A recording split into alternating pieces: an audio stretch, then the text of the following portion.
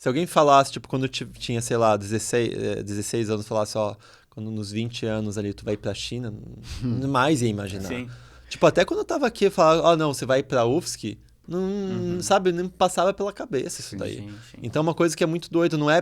E isso que eu também, que me gerava um pouco de ansiedade quando eu tava, especialmente na Inglaterra, porque quando eu fui lá também, eu acho importante colocar em contexto que eu fui lá. Todas as bolsas que eu consegui depois que eu saí do Brasil foram dos governos locais, então não tinha nada do Brasil. Uhum. O que é muito difícil, que eu tinha que competir Sim. com Com as pessoas de nativo, né? lá, com o nativo. E quando eu estava na Inglaterra também, que eu competia com o nativo, era gente, como eu falei de novo, é filho de embaixador, é filho de político, é filho, sabe, de presidente, presidente de outros países e tal. E pra eles lá era muito normal, e daí pra mim já aquilo lá já não era. E daí gera essa ansiedade porque parece que você tá numa corrida e você tá sempre pra trás, porque você já começou Uhum. atrasado. O que é uma coisa psicológica, só uma coisa da tua cabeça.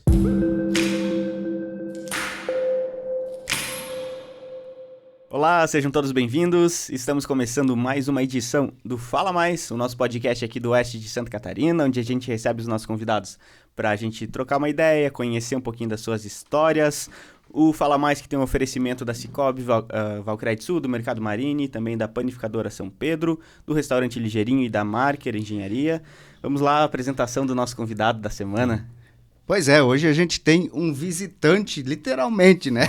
Porque ele morou muito tempo em Ponte Serrada, né? Não é natural daqui, a gente estava vendo o briefing dele, que ele nasceu em Joinville, lá no norte de Santa Catarina, né? E veio para Ponte Serrada, mas muito cedo, né? E deixa eu falar o nome dele, né? Que é o mais importante aqui, o Luiz Fernando Bernardi Junqueira, tá conosco aqui no Fala Mais.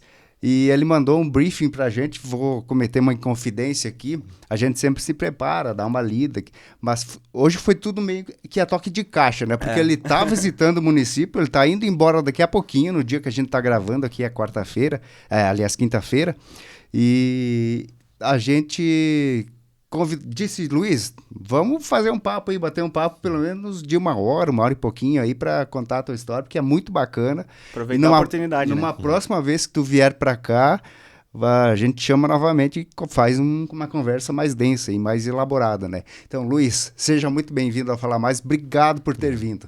Não, obrigado pelo convite. Luiz, então a gente sempre inicia o podcast fazendo uma contextualização de quem que é a pessoa que tá sentando aqui na nossa frente, né? Estamos recebendo, e dessa vez, como o Jonathan falou, não tivemos muito tempo da própria preparação e algumas pessoas a gente são mais próximas, outras a gente não conhece. E quando a gente não conhece, até é um formato interessante porque, além de você estar contando para o pessoal que tá acompanhando de casa, literalmente você tá também se apresentando para a gente e o papo flui de uma maneira bem dinâmica, né? Então, fica à vontade para dizer. O Jonathan comentou ali brevemente, você teve uma passagem por Ponte Serrada em algum momento da sua vida, né? Então, Sim. nos contextualize, né? Quem é Luiz? Sim, então meu nome é Luiz Fernando Bernardi Junqueira, eu nasci em Joinville, mas a minha família é do interior aqui, não é de Ponte Serrada em cima, é uma coisa mais do interior. Mas aí, que é a família da minha mãe, que é a Bernadette A tua mãe Bernardi. é muito conhecida, inclusive, no município, né? Isso, Ela isso, ela é isso. enfermeira, né? Isso, ela trabalha aí no laboratório. Aham. Isso. E aí, quando eu tinha 2 anos, daí meus pais se separaram, e daí ela voltou pra cá, que é onde toda a família tava. E a gente ainda mora na mesma região, ali no bairro São Sebastião, no final do bairro. Aí eu estudei no antigo Senec, até, eu acho que foi, depois mudou de nome, foi para Edu Cooper, daí mudou Uhum. também de prédio, não era mais ali embaixo, ali no Dom Vital, depois foi lá para cima. E quando foi no terceiro ano do ensino médio, acho que foi mais ou menos no segundo ano, eu comecei a pensar mais sobre universidade e tal. E eu sempre gostei muito de estudar, sempre gostei muito de história. E no terceiro ano eu decidi ir para Xanxerê, acho que colégio expressivo, se não me engano. e pro terceiro ano do ensino médio, e ali foi ali que eu comecei a daí ver, tá, onde que eu vou fazer vestibular e tudo mais. Eu fiz vestibular tanto para UFSC, em Floripa, quanto também para a UDESC, os dois em História. Na época eu tava entre fazer História, ou talvez fazer, tipo, Engenharia Florestal, ou Biologia, alguma coisa. Eu gosto muito de mexer com planta e coisa de natureza, mas no final foi para História. Aí eu entrei no curso. Eu era o mais novo entre lá dos meus colegas também. Eu entrei com 16. E que era engraçado, quando tinha que fazer a viagem de campo, alguma coisa, ainda precisava de autorização. Eu era o único que precisava de autorização da minha mãe, menor de idade. Aí eu fiquei lá em Floripa por mais ou menos 5 anos, foi de 2009 até 2013. Aí durante o curso eu comecei a me interessar muito por China também. E foi ali que eu tinha a minha orientadora principal, tinha um outro orientador, que dele era de Taiwan, então ele já era da China, mas tinha vivido aqui, ele veio criança para o Brasil, ele é médico. E aí naquele período, comecei a me interessar também tanto por China quanto por história da medicina e coisas relacionadas com saúde e tudo mais. E aí foi mais ou menos 2012, eu comecei a ver que talvez, para mim, eu sempre quis ser professor, né? E início era mais professor de escola, mas depois eu comecei a me interessar mais por ser professor de universidade. Para ser professor de universidade, você tem que ter mestrado e doutorado, né? Tem todas as qualificações. E aí foi mais ou menos 2012 que eu comecei a ver que tinha uma possibilidade de eu ir para a China. E aí eu também venho de uma família bem humilde, então nunca foi isso de eu consigo ir para qualquer lugar, porque a família vai me suportar financeiramente. Recursos limitados, né? Isso. Tanto que até quando eu fui para o colégio expressivo, eu também tinha bolsa de estudos e tudo mais. E na UFSC também é gratuito, então isso já ajuda bastante. E aí foi 2012, tinha um programa, que tem ainda, na verdade, que é da Embaixada da China.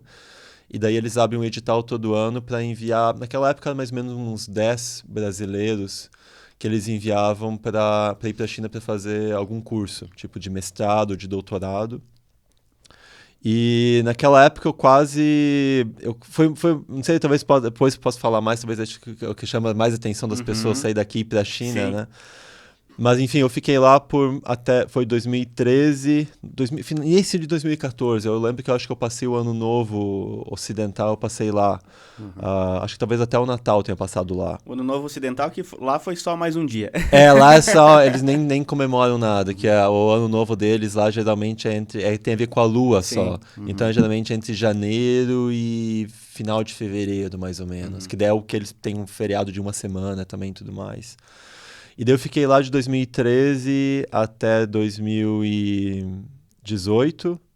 Eu mudei, foi para 2 cidades, uma chamada Nanjing, que foi uma capital antiga da China, e a outra Shanghai, que é uma das maiores cidades do mundo, é 28 milhões. Então sair de 10 mil para 28 foi um choque também. E aí depois de lá eu morei em Hong Kong por um ano, onde comecei meu doutorado. E aí durante aquele um ano eu consegui um projeto, uma bolsa para mim ir para a Inglaterra. Aí eu fiz meu doutorado na Inglaterra ao todo o meu projeto todo são 4 anos, mas eu fiquei lá 3, porque durante o doutorado daí eu passei um ano no Japão também, estudando japonês e tudo mais, que tem a ver com a minha pesquisa. E aí depois do Japão eu fui direto para a Itália também por 6, 7 meses. E aí de lá eu já estava acabando o doutorado, voltei de novo para Hong Kong, que é onde eu tenho a minha casa. E de lá aí eu consegui um emprego de um ano, nas universidades fora geralmente são empregos são por contrato. E que daí foi na Escócia, daí fiquei na Escócia esse meu projeto são na Escócia, são 6 meses, aí na China são mais 6 meses, então é um projeto de um ano. E agora, mês passado, no final de maio, eu recebi uma outra oferta para mim ser pesquisador na Universidade de Cambridge, na Inglaterra. Então daí eu volto da China, daí eu vou para a Inglaterra e fico um tempo lá, mas a princípio eu quero tentar achar um emprego. Uma coisa que muita gente me pede se eu quero voltar para o Brasil. Para mim, aqui já não é mais muita opção. Não que eu não goste, eu gosto do lugar. Mas a minha ideia profissionalmente voltar para Hong Kong. E daí ser professor em Hong Kong. Essa questão de você morar hoje na China... Sim. Muito legal, muito massa mesmo. Então, você veio... passou a tua infância e adolescência em Ponte Serrada ainda. E foi através dos estudos, né, pelo que dá para perceber, que você fez toda essa peregrinação, toda essa trajetória. E uma coisa foi puxando a outra, né? Porque você sim. foi para Xanxerê estudar no terceirão, Isso. depois você despertou interesse por história, prestou vestibular, foi para Floripa estudar, graduação. Isso. Dali você conseguiu esse vínculo ali com a China, essa ponte, foi para lá e tudo aconteceu, né, Luiz? Exatamente, exatamente. E como é que foi a preparação, cara, para a tua primeira ida, né? Porque tu comentou ali de conhecer através do teu professor, isso, né? Sim. Mas aí para criar esse vínculo e despertar o interesse a ponto de ir. E como é que foi a preparação? Porque uma coisa, um rapaz do interior de Santa Catarina que foi pro litoral e de repente vai para um país que a língua não tem nada a ver, né? Não, isso é algo que... Quando eu até falo brincando, mas não é tão brincando, tipo, agora eu tô com 32 anos, faço 33 ano que vem, e quando eu olho para trás e vejo que eu tive a coragem do que eu fiz ali, e depois eu posso contar um pouco mais como foi, é algo que hoje eu acho que eu não faria. Eu acho que foi mais a coisa de ser novo ali, né? Sim. Acho que eu tinha 21 anos quando eu fui para lá. E esse foi estranho, porque teve essa... Eu acho que a questão da internet me ajudou bastante também, quando eu já estava aqui, porque daí eu vi que o mundo era bem maior também. Foi ali que eu comecei a ver que daí eu jogava uns jogos de computador. Eu até lembro o Luiz Henrique Zanata, tinha o Maurício Potric, tinha o Lucas Baggio, a gente jogava uns jogos e foi ali que era um jogo... Eram jogos online, então ali a gente tinha interação com pessoas tipo, do mundo todo. E foi ali que eu vi que, né, tinha outras línguas, tinha outras coisas também. Então aquilo foi ali que começou eu ver que o mundo era bem maior. E da preparação... Foi algo, é difícil explicar, se alguém me pede por que eu me interessei por China, é uma coisa bem difícil, eu acho que é uma coisa bem emocional e é algo que eu não consigo raciocinar direito, né? Tipo, racionalizar por que eu me interessei por aquilo.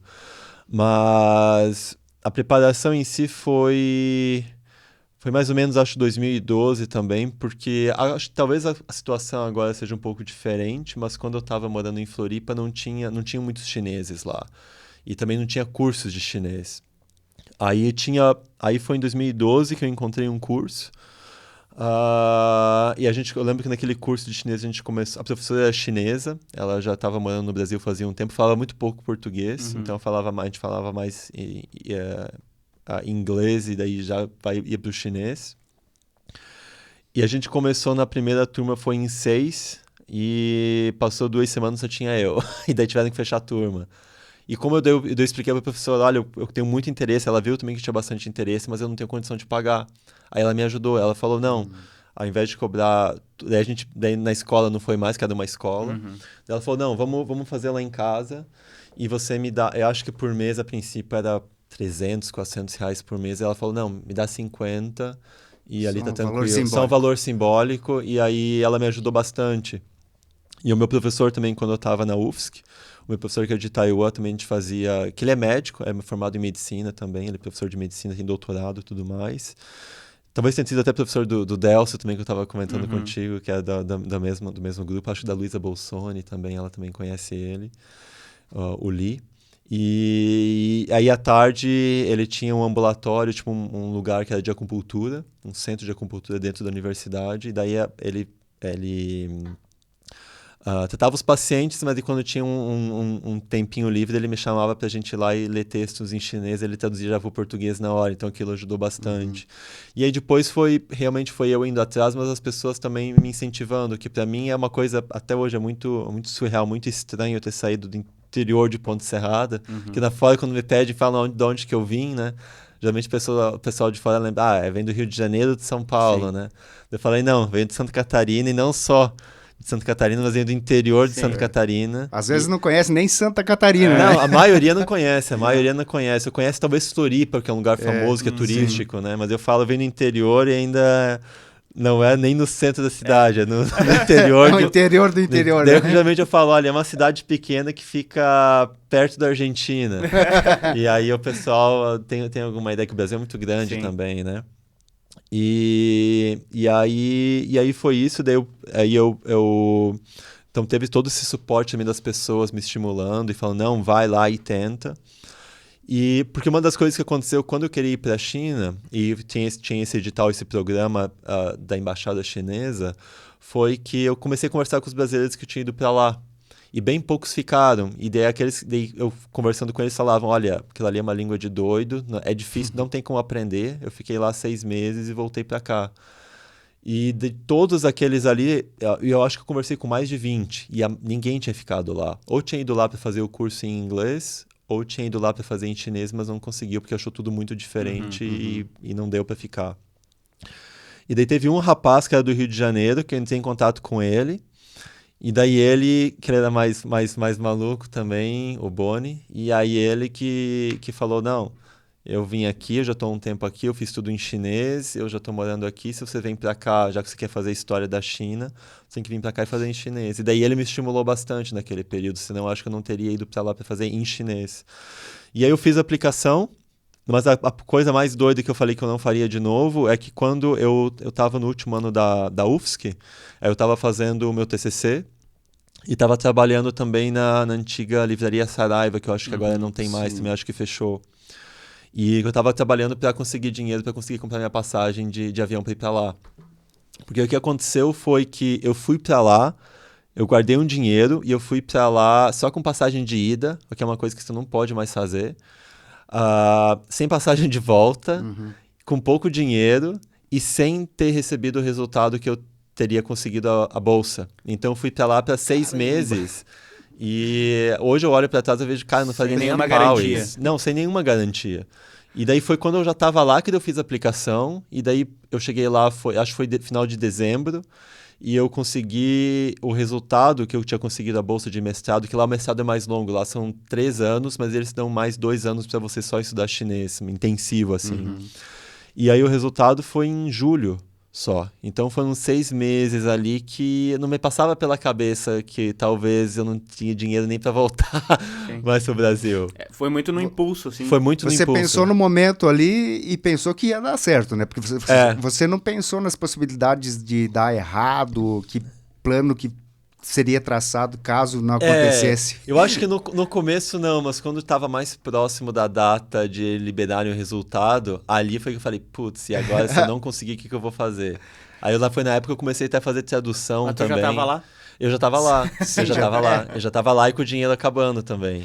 E nesse tempo, você ficou onde lá? Era um alojamento? Era de que forma que... Sim, então, no primeiro semestre, lá, 6 meses que eu fiquei lá, eu estava morando em um apartamento, fora da universidade, e aí que uns amigos de lá também me ajudaram bastante, então, a achar alojamento e tal. Porque até isso daí eu fui muito despreparado lá, porque a universidade lá são muito grandes, tem vários campos, e quando eu cheguei lá, eu pensei que eu ia estar num campus que ficava no centro da cidade, e no final fui num campus que ficava afastado da cidade, ficava mais no interior. E a mesma cidade, só para ter uma ideia, do centro até aquela região, andar de metrô direto dava 2 horas. Caramba, na mesma cidade. Na mesma cidade. Então é mais longe sair acho que ir daqui para Chapecó não dá isso, não, né? Não, dá 1h30, talvez um pouco menos. Daqui a Lages, mais ou menos, que fica ali. Vai ter uma ideia do tamanho do lugar, né?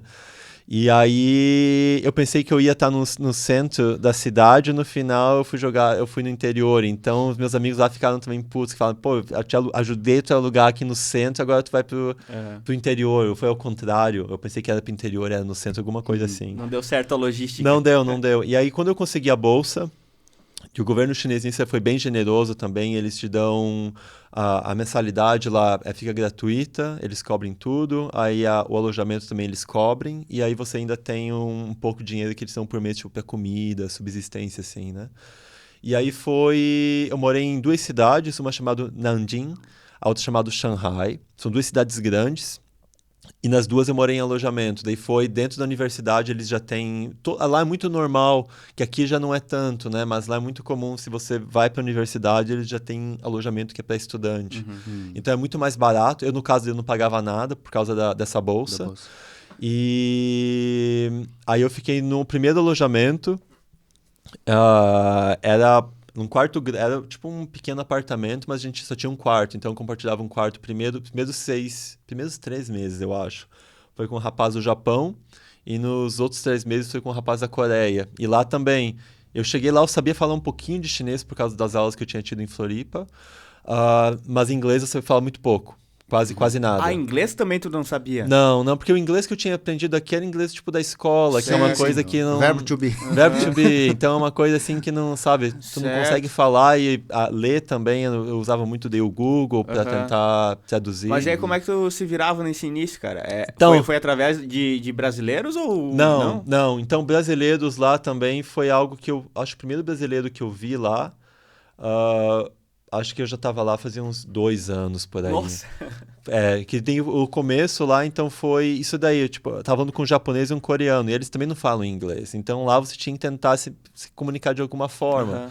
E os meus colegas lá, a maioria também, tipo 90%, ou era da Coreia do Sul, ou do Japão, da Indonésia, tipo de lugares onde eles também não falam muito inglês.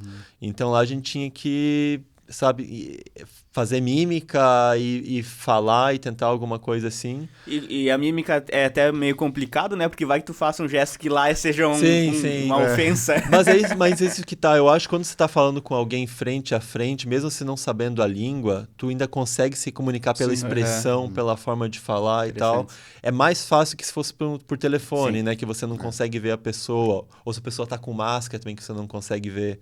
E aí no começo lá foi isso. Eu lembro que o primeiro ano eu falava bem pouco português. Eu parei de falar português e comunicava com a família mais só por mensagem de texto. Mas falar mesmo, eu parei completamente por um ano e pouco.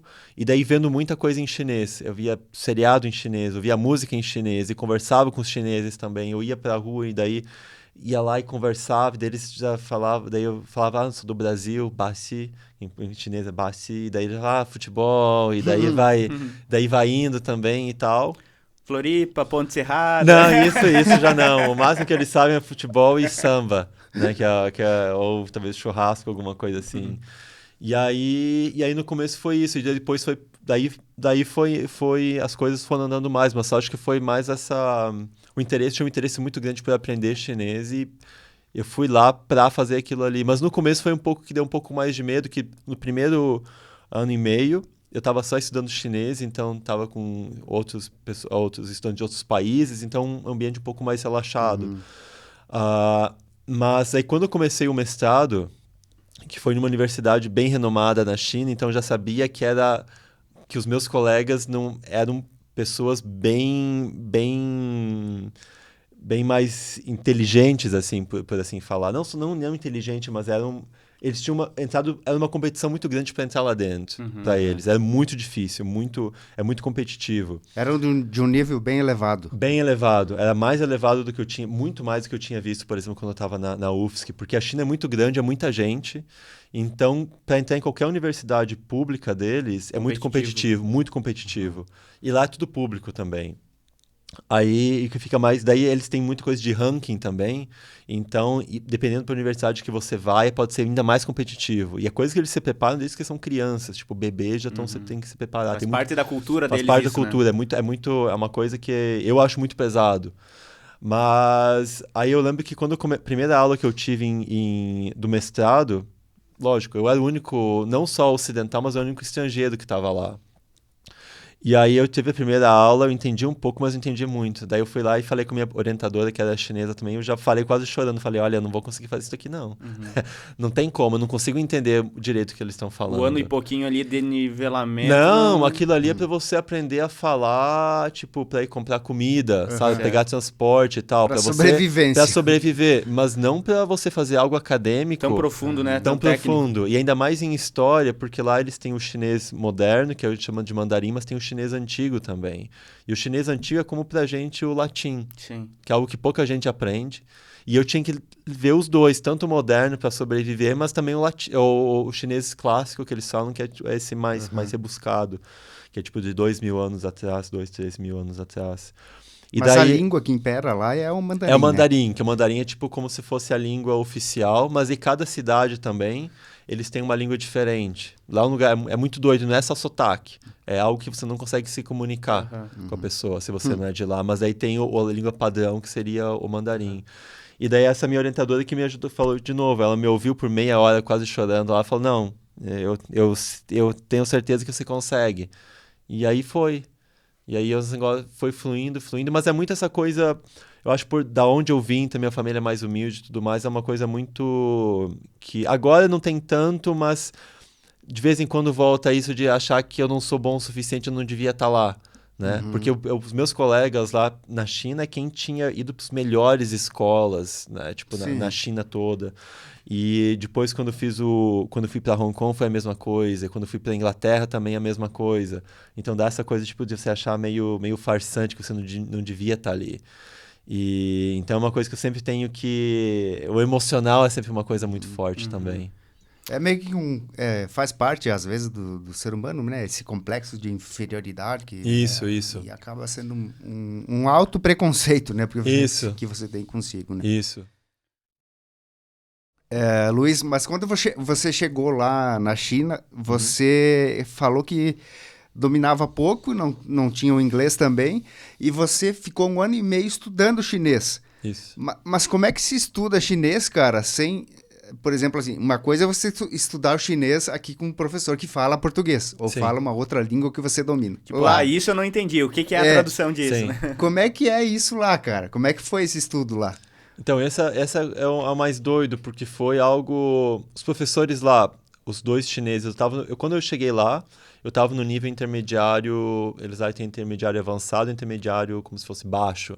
Eu estava no intermediário baixo, porque eu já tinha estudado chinês, quando eu estava no Brasil, e eu também me comunicava muito com chineses eles têm tipo como o antigo MSN, eles tinham uma coisa semelhante ao MSN, que é uma coisa que eu acho que o pessoal mais novo não deve saber direito o que é, né? E aí como se fosse um WhatsApp no computador, né? No computador, um pouquinho mais pra cá. Isso, no WhatsApp, no computador. E aí lá nesse que o deles chama QQ, e daí nesse QQ, que é o MSN deles, tinha uma ferramenta que você escrevia em uma língua e ele traduzia para outra. E daí era lá que eu fazia, foi assim, então a tradução extremamente, tipo, é bem grosseira mesmo. E aí foi um pouco dali, aí quando eu cheguei lá, também era tudo em chinês, os professores também não falavam em outra língua, não falavam em inglês. A apostila que a gente usava tinha um glossário, alguma coisa assim, que tinha em chinês. Como você lia em chinês, que chinês é tudo caractere. Pois é, até isso daí. Como é que é um teclado de computador? Existe um alfabeto com cada caractere uma letra? Então, isso depende da região, porque quando a gente fala China, tem a China... E daí tem também as outras regiões, que é uma questão política mais complicada. Tem a região que é Taiwan, que é uma ilha, que também era China antes, mas agora... Mas é independente, mas também não é. Aí tem Hong Kong e tem Macau também, que é outro lugar que fala português também. Que a língua oficial também é chinês e português, que era a colônia. Como o Brasil era a colônia também de Portugal. E o teclado deles, por exemplo, na China, onde eu estava, é um teclado semelhante ao nosso, só que o caractere é tipo como se fosse um símbolo, né? Mas para você escrever o caractere, eles usam também o alfabeto latino, né? Que é o que a gente usa também. Então, para escrever, eles não usam o alfabeto latino. Mas o alfabeto latino ajuda eles a verem como é que lê o caractere. Porque, tipo, o chinês ele tem vários tons também. E é tudo meio silábico. Então, uma palavra, por exemplo, cachorro, é gol. E esse gol pode ser outras... Dependendo de como você vai falar o contexto, pode ser outras coisas também. Então, não é... Aquilo é só uma sílaba mesmo. Certo. Então, dependendo de se você muda a forma de falar, gol pode ser, por exemplo, para puxar alguma coisa também. E comprar e vender, para comprar, o verbo é mai. Para vender é mai. Então, é muito Muda a semelhante. entonação, né? Caramba. É a entonação diferente. E aí, por isso que para eles aprenderem, daí tem o alfabeto e eles colocam tipo como se fossem os acentos. Mas isso é algo que eles usam para ler ou para digitar no computador. Daí por isso que eles usam o teclado. Mas e daí é assim que se faz, mas eles usam os caracteres mesmo. O central ali, eles usam o alfabeto latino só como uma ajuda para ler o caractere, o ideograma. E aí, já em Taiwan e Hong Kong é diferente, porque eles usam também os caracteres deles são um pouco diferentes. Que tem uma coisa que eles chamam na China, é o que eles chamam de simplificado, que não é tão simples assim, mas é mais simples do que o outro que é tradicional. O tradicional é bem mais rebuscado. E aí, já em Taiwan e em Hong Kong, eles usam esse que é mais rebuscado e eles têm formas diferentes. E o teclado deles é diferente também. Eles têm o ABC, mas eles também têm uns riscos que eles chamam de radicais. E daí você tem que imaginar na tua cabeça como é que é o caractere e como é que você começa a desenhar o caractere, porque ele tem uma ordem também. Certo. E aí você, no teclado, você usa os radicais ali, dependendo da ordem, e você tem que selecionar quando aparece. Então Caramba. é um pouco mais complexo. É quase uma equação ali para você formar uma palavra. É quase uma equação. E o pessoal mais velho que daí... Porque isso de usar o alfabeto latino é algo muito mais recente, tem uns 30 anos por aí. O pessoal mais velho... Aí no celular já tem uma parte que eu acho que aqui no Brasil talvez não usa tanto. Eu pelo menos nunca usei. Pra desenhar. Que você desenha. E aí eles lá desenham. Daí desenham o caractere. Então demora um pouco mais. Mas ali eles já, como já é experiente, eles já fazem um risco ali, já aparece... Pois é, mas eu penso assim, para você escrever um parágrafo, um texto assim, demora muito, né? Ou é... Para eles não? Não, para eles não, porque daí eles já escrevem, eles já sabem mais ou menos como é que é, então já faz os riscos ali, tudo meio jogado e já aparece. Para mim, escrever à mão hoje... Quando eu estava aprendendo chinês, a gente tinha que escrever muito à mão, mas faz muito tempo que eu não escrevo à mão. Então, agora, porque é tudo celular, computador, né? Então, para mim, é tudo celular e computador. E, na verdade, até português e inglês eu não escrevo mais à mão para nada. Então, é tudo muito digital agora. Mas essa parte da escrita, ela foi muito fundamental, então. Sim. No teu aprendizado. Você no início... no teve início, que aprender tudo isso. No início, você tem que aprender tudo, escrever. É a base, né? A base. Tipo, porque quando tem prova, alguma coisa, também é tudo à mão. E aí lá os professores também só falando em chinês. Então, você tinha que pegar o que estava ali. Sim. E era puxado. Então, o que mais ajudou não foi tanto só a aula, mas também, tipo, conversar com as pessoas fora da sala de aula, os chineses que estão fora e tal, e ir no mercado. E lá sempre conversei... Eu era mais tímido quando eu era criança, mas depois eu fiquei muito mais aberto. E daí, quando eu estava lá, também sempre conversando com eles, fazendo amizade com eles. E por isso que você comentaram do brasileiro. O primeiro brasileiro que eu vi lá era um desses que estava querendo sair. Não queria ficar. Falou, é muito difícil, eu me sinto sozinho, que não consigo falar com ninguém e tal.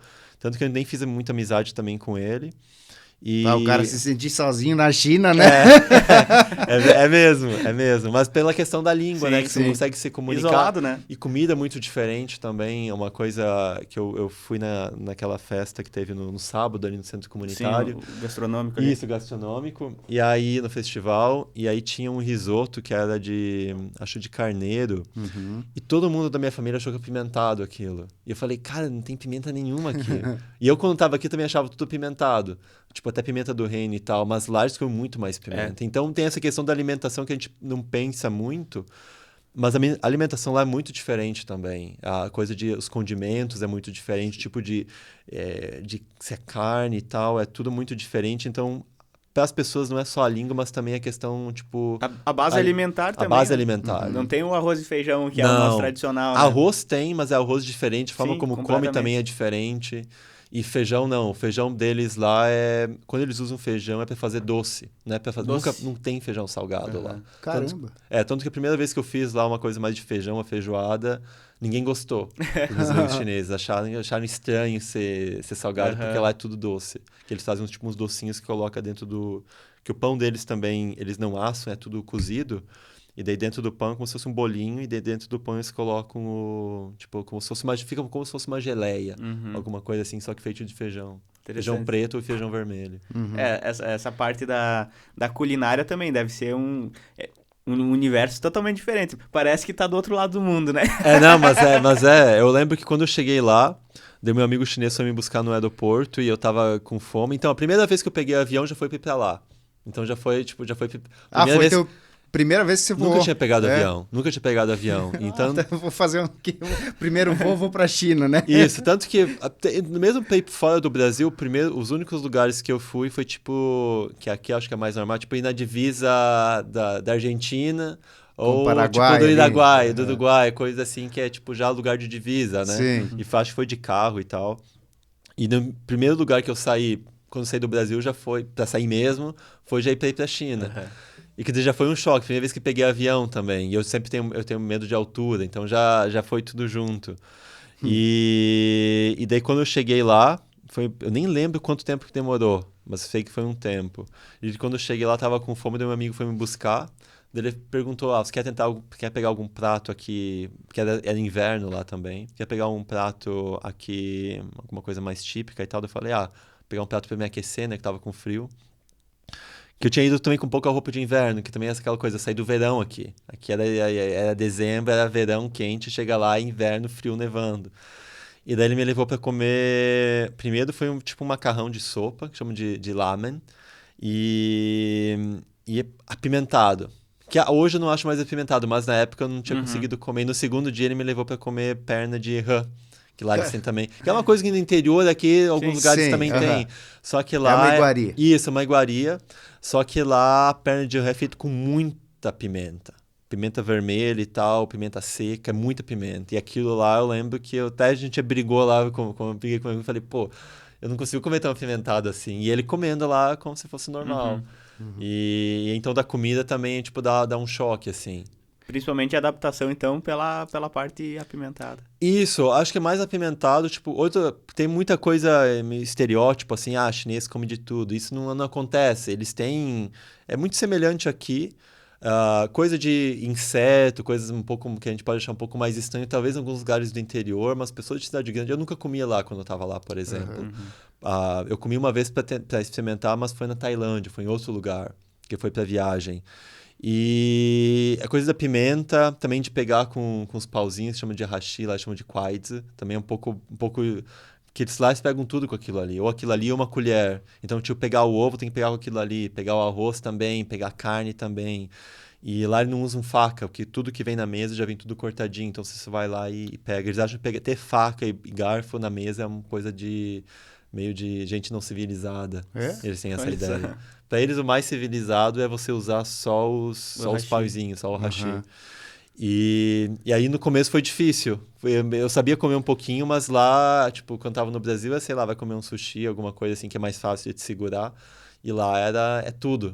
E aquilo lá também já. O arroz, inclusive. Pois é, como é que tu arroz, vai inclusive, pegar o é. arroz ali? Complicado. Mas é que demais, ele é cara. mais papadinho, né? Isso, ele é um arroz diferente, não é esse tão fininho. Sim, Esse não daqui fica em grão ali, né? Não Ele fica em grão. Ele fica um pouco mais junto. Não fica empapado, mas ele fica um pouco mais. Ele é mais úmido, então ele é um arroz que fica um pouco mais grudento já. E daí quando você come, já vem tudo junto. Sim. Mas tem outras. Assim que segura tipo, uma vasilhinha, um bol numa mão, ele segura no outro. Ele coloca as coisas quando tipo, tem uma carne, coloca em cima, um ovo, ele coloca em cima do arroz.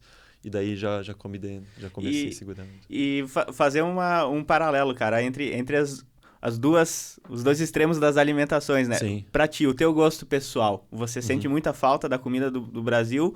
O que tu gosta mais? É a comida brasileira ou o que você se alimenta lá? Não, já tô tanto tempo fora, então porque eu saí daqui agora vai fazer 11 anos já.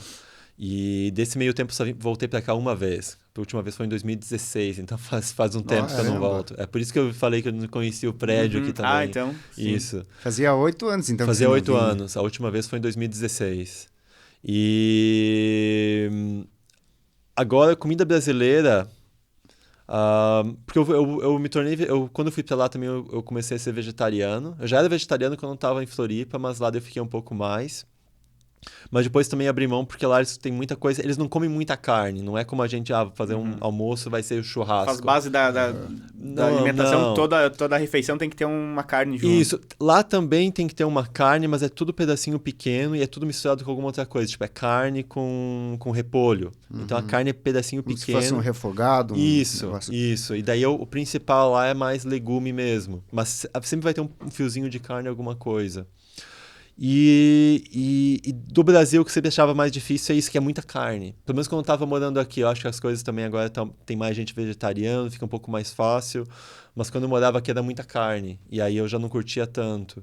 E algumas coisas que eu sinto talvez um pouco mais de falta, talvez mandioca, alguma coisa assim, mas não é uma coisa, nossa, eu preciso comer. Tipo, Lá não tem. Não, mandioca é uma coisa bem aqui da América do Sul mesmo. Acho que nem, não sei, acho que no norte daqui do Brasil também tem, mas é uma coisa muito daqui de lá já não tem. Mas fora isso...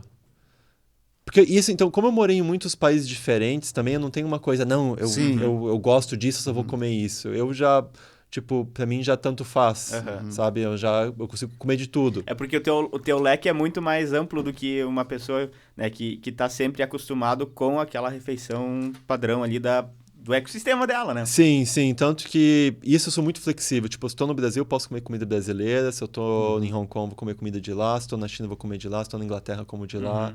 Então é muito... Com isso eu sou pouca bem pimenta, flexível. com muita pimenta, já não faz diferença? Não faz muita diferença mais, não. Agora eu vejo mais pela questão do saudável, que isso é uma coisa que eu presto muita atenção. Tipo, o molho de tomate eu vou fazer o mesmo, que eu sei de onde vem o tomate, eu sei que não vou colocar conservante, suco em caixinha já não compro, eu prefiro fazer o mesmo, ou tipo, tomo água quente, tomo chá. Então eu sou mais chato com relação ao que eu tô comendo, do que com relação, tipo, ser saudável, do que ser daqui ou ser de lá. Perfeito. Sendo saudável, pra mim já tá, acho que é o mais importante. Pois é, você falou da água, cara. No começo aqui, a gente ofereceu o café, né, pro Luiz. Não, eu trouxe a minha água aqui. Tu prefere café ou água? Não, eu trouxe a minha, né? E é quente. E é quente, né? Aqui, por exemplo, a gente toma chimarrão, né? Isso. Também é com água quente, só que Isso. tem a erva ali, tudo, né? Na cuia. Isso. Você não, né, cara? É uma água mesmo, aquecida. Água, agora já esfriou um pouquinho mais, mas é água quente mesmo. Tipo, não é tão quente como o chimarrão, mas acho que fica uns 40, 50 graus por aí. E daí isso lá isso foi algo que eu comecei a me acostumar lá na China também. Antes, quando eu tava no Brasil, ainda tomava um pouco de café. Nunca fui de tomar tanto café, eu tomava sempre mais chá. E aí quando eu cheguei, tipo, mate-leão, esse tipo de coisa, né, que é bem daqui. E aí lá é muito comum pra eles, tipo, acorda, você vai tomar uma xícara de água quente. Que eles falam que é pra, tipo, abrir o estômago e tal, pra não... Porque o que eles falam... No começo lá eu tomava ainda café, daí todo mundo me falando, olha, café não faz bem, que vai dar azia e tal, e tal, e tal. E daí no primeiro mês lá eu já parei de tomar café de só na água quente, que daí eles acham que é muito mais saudável, que eles falam que o nosso corpo dentro é quente. Se você coloca uma coisa fria dentro, aquilo ali vai dar um choque térmico. Daí você já não vai, tipo... não é que você vai ficar doente na hora, mas ao longo prazo, você começa a engordar, você começa a ter outros problemas de saúde também que já tem a ver com aquilo. Então, eles lá discutem muito, tem essa coisa do que eles comem e de como faz, e de cada estação como uma coisa diferente lá muito forte. Daí eu aprendi muito isso com eles. E a água quente é uma das coisas, tipo, de manhã. E eu, no dia todo, nunca tomo mais água fria. Sorvete também é uma coisa que eu não como mais, não. Qualquer coisa que seja fria, eu já não vai. E é uma coisa que quando eu volto pro Brasil é a maior dificuldade. Que eu até lembro quando eu voltei em 2016... Eu tava que eu já tinha ficado lá 2 anos, aí eu no aeroporto. Lá no aeroporto você tem lugar já pra pegar água quente. E daí quando cheguei no Brasil, em São Paulo, já não tinha, acho que foi no Brasil, foi no Rio, só água fria. Tinha uns chineses ali, e eu seguindo os chineses, e todos os chineses falando, onde que a gente vai achar água quente aqui? Porque é tudo fria. E aí eu seguindo eles, e a gente não conseguiu achar. No final, acho que eles voltaram pro hotel. Mas eles ficaram mais chateados disso, que não tinha água quente. Se dava água aqui, água, temperatura ambiente já era com gelo. E esse que é o maior... principalmente maior no verão, né? A pessoa Isso. que vai atrás de uma água gelada, né? Isso, gelada. E lá não, lá mesmo no verão talvez fica morno, não fica quente. Mas eu já tomava quente mesmo. E bebida alcoólica lá, cara? Por exemplo, a cerveja, né? A cerveja no Brasil aqui tem que estar bem gelada, né? Sim. Como é que é lá? Tem cerveja lá também?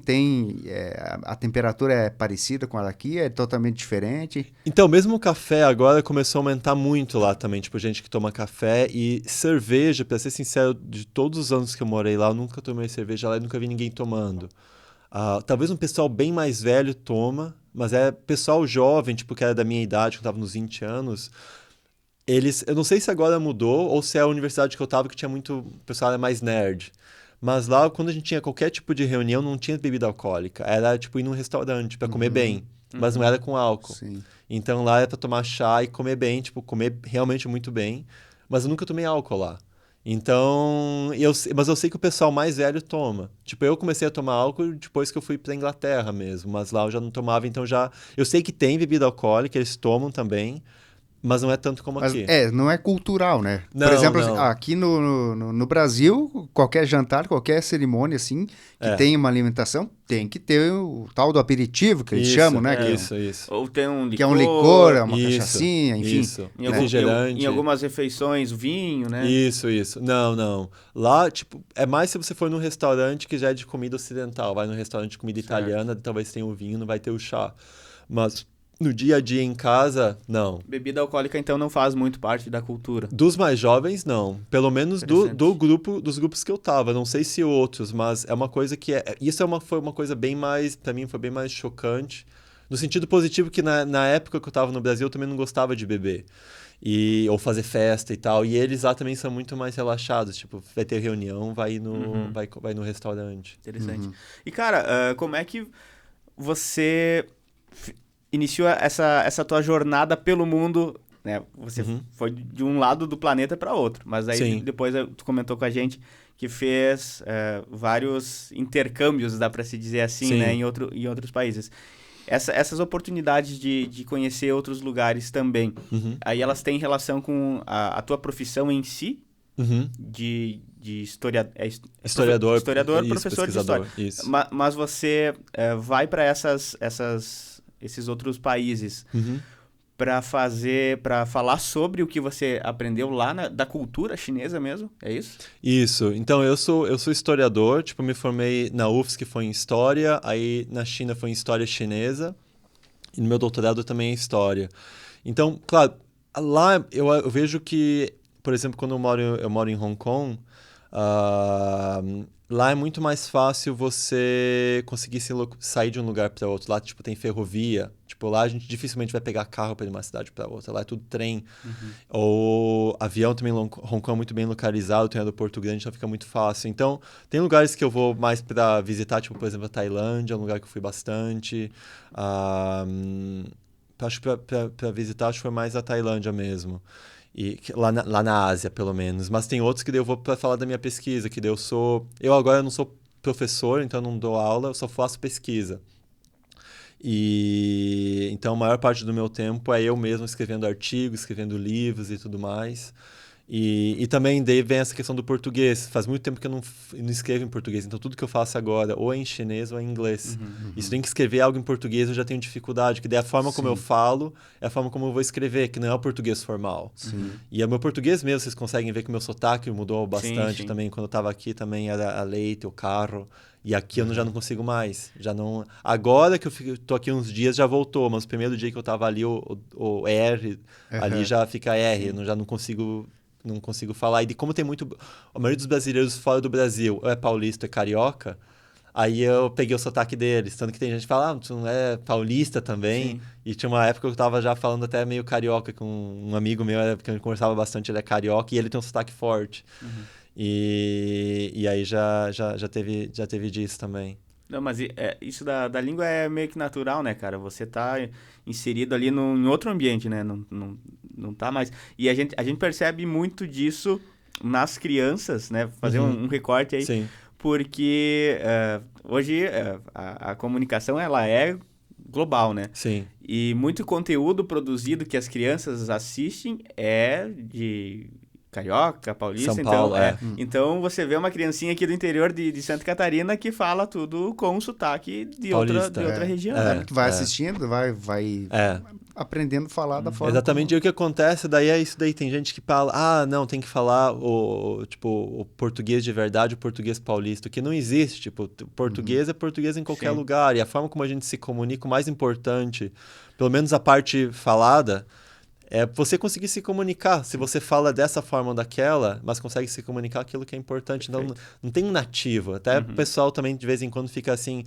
tu fala chinês, inglês nativo? Eu falo, cara, eu não sou nativo de lá. Sim. Tipo, o mais importante é você conseguir se comunicar. E eu consigo me comunicar, isso que vale. E a língua é viva, né? A língua é uma coisa viva. Até que se você coloca uma pessoa, falando agora, e fizesse uma viagem no tempo... Sim. Do mesmo lugar... com uma pessoa de outro tempo... Já era ia muito ser diferente, é né? muito diferente. Então, eu acho que é importante também ter essa consciência que não tem a forma correta, né, de falar. Você conseguindo se comunicar ali é o que é mais importante. Que é uma coisa que talvez o pessoal daqui não se dá conta, que para mim, eu indo fora, eu vi mais, que era que o nosso português é mais puxado, tipo, para um espanhol, tipo, uma Argentina, uma coisa assim, do que, sei lá, o português do pessoal do Amazonas, ou o pessoal mais do Nordeste, que também é gigante, né? Então, essa coisa da língua é uma coisa realmente muito viva. Você pega até o português mesmo de Portugal, né? Ele é totalmente diferente, né? O sotaque, exatamente. Às vezes a gente acaba não entendendo. Não eu entendendo. mesmo, às vezes, assisto algumas transmissões assim de Portugal. Sim. Um jogo de futebol, por exemplo, narrador ali, você acaba muitas vezes não entendendo o que ele está falando, porque é totalmente diferente. E é a mesma língua. É a mesma língua, não, exatamente. Eu lembro que a primeira vez que eu vi um pessoal de fora, quando eu estava em Floripa, foi acho que é de Angola, ou de Angola e Moçambique, que são duas colônias portuguesas bem que falam português. E eu lembro que quando eu vi eles falando, eu não entendia absolutamente nada, porque eles já têm o sotaque deles, que para mim parecia mais parecido com o de Portugal, mas também tem uma coisa mais da língua deles mesmo. Então também tem isso. O português é uma coisa... Porque tem vários lugares também, né? E é uma coisa, é uma língua muito viva. Isso qualquer língua. E o inglês, cara? O inglês entrou na tua vida lá na China, então. Isso. Você começou a aprender a estudar lá na China. Isso foi em 2000... Eu me formei em 2018 e foi em 2017 que eu comecei a ver que eu queria fazer um doutorado fora da China. Que a princípio eu tinha ido lá para ficar lá mesmo, para morar lá. Aí depois eu fui mudando de ideia e aí eu queria fazer fora. E para fazer fora eu tinha que ter inglês. Eu estava entre fazer em Hong Kong e fazer no Reino Unido, na Inglaterra. E aí foi lá que eu comecei também. Daí foi um processo semelhante ao do chinês, que foi aquilo. Eu conversava em chinês, mas o português eu parei de novo. E daí só ouvindo em inglês o tempo todo. Ouvindo música, ouvindo podcast, vendo filme, tudo com legenda em inglês, tentando ler mais em inglês. E, de novo, no início sempre difícil, mas depois tu vai pegando. Mas o que mais me ajudou depois foi quando fiquei em Hong Kong, que em Hong Kong a língua oficial deles é chinês, que é o cantonês, na verdade, que é uma outra língua, mas é derivado do chinês. É um tipo de chinês. E também o inglês. E foi lá que começou, mas eu peguei mesmo foi quando eu fui para a Inglaterra, que daí eu comecei a fazer o doutorado e daí eu comecei lá, eu estava dando aula também, na universidade, daí aquilo lá ajudou bastante. E foi lá, mas foi tudo eu nunca fiz curso. Pois eu ia perguntar isso, né? O inglês, por exemplo, você foi pegando de forma orgânica. Foi autodidata. Na insistência ali, né? Foi na insistência, me conversando com amigos e tudo mais. Então, o chinês pelo menos eu tive essa parte mais formal de ter aula mesmo, ter uma sala de aula. Embora lá, de novo, você não aprende muito como você aprende fora, mas o inglês foi também puxando, conversando com pessoas aí na internet e tudo mais. E depois do inglês, também todas as línguas que eu aprendi foi tudo... Não foi tendo aula. Algumas eu tive aula, mas eu vejo que a aula já não funciona tanto. Que o nível que cada pessoa tem um nível diferente, né? Então, você tendo uma aula, no final você gasta muito mais tempo. E no final tu não aprende tanto quanto você aprende na prática. Na prática.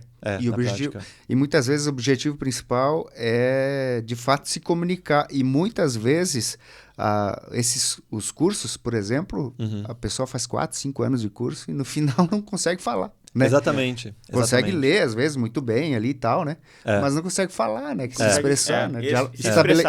Estabelecer um diálogo na língua, né? Isso. E eu acho que hoje em dia, tipo, quando eu comecei chinês, já estava começando, mas eu acho que hoje é ainda mais fácil você se comunicar com pessoas de fora, pela internet, por exemplo.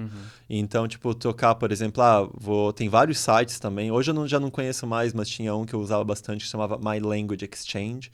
E aquele lá é uma coisa de troca mesmo. Então, eu falava das línguas que eu conseguia falar, tipo português, e outra pessoa lá, um chinês quer aprender português, e daí a gente ia trocando assim. E isso, a maioria das pessoas que eu conhecia, assim, de língua, foi tudo através desses sites. E hoje eu acho muito mais fácil do que antes. E coisa de tradução também é muito mais fácil.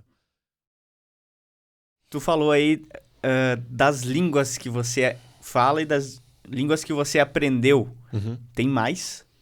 Então, tipo, o português, né, minha língua materna. Aí a primeira língua, que é uma coisa que quando eu falo para as pessoas fora do Brasil, também é uma coisa que eles ficam mais chocados, que a primeira...